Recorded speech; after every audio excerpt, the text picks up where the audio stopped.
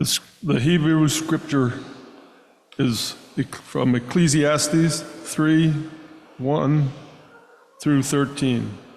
For everything there is a season, and a time for every matter under heaven, a time to be born and a time to die, a time to plant and a time to pluck up what is planted, a time to kill and a time to heal, a time to break down and a time to build up, a time to weep and a time to laugh, a time to mourn and a time to dance, a time to throw away stones and a time to gather stones together, a time to embrace and a time to refrain from embracing, a time to seek and a time to lose, a time to keep and a time to throw away, a time to tear and a time to sow, a time to keep silent and a time to speak, a time to love and a time to hate, a time for war and a time for peace. What gain have the workers from their toil? I have seen the business that God has given to everyone to be busy with. He has made everything suitable for its time. Moreover, he has put a sense of past and future into their minds. Yet they cannot find out what God has done from the beginning to the end. I know that there is nothing better for them than to be happy and enjoy themselves as long as they live. Moreover, it is God's gift that all should eat and drink and take place in all their toil. Gospel reading is from John 11. Now a certain man was ill, Lazarus of Bethany, the village of Mary and her sister Martha. Mary was the one who anointed the Lord with perfume and wiped his feet with her hair.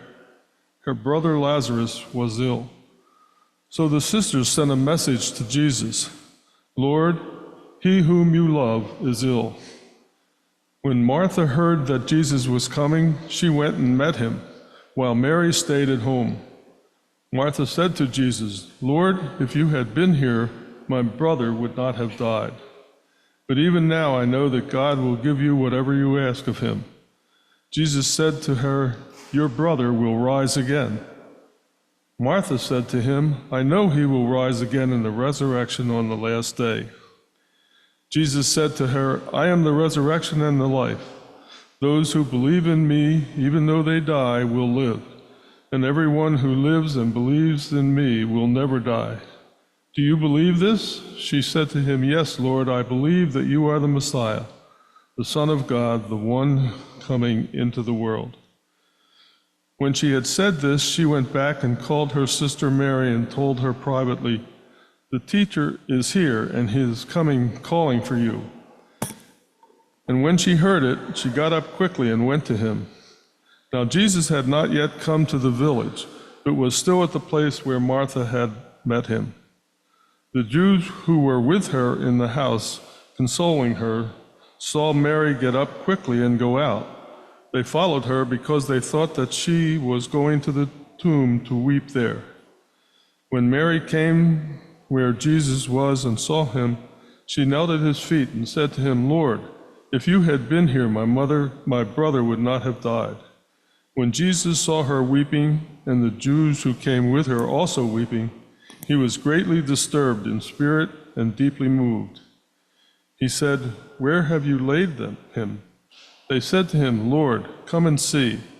Jesus began to weep. So the Jews said, See how he loved them? But some of them said, Could not he who opened the eyes of the blind man have kept this man from dying? Then Jesus, again greatly disturbed, came to the tomb. It was a cave, and a stone was lying against it. Jesus said, Take away the stone. Martha, the sister of the dead man, said to him, Lord, already there is a stench because he has been dead 4 days. Jesus said to her, Did I not tell you that if you believed, you would see the glory of God? So they took away the stone, and Jesus looked upward and said, Father, I thank you for having heard me. I know that you always hear me, but I have said this for the sake of the crowd standing here, so that they may believe that you sent me." When he had said this, he cried with a loud voice, "Lazarus, come out." The dead man came out, his hands and feet bound with strips of cloth, and his face wrapped in a cloth. Jesus said to them, "Unbind him and let him go."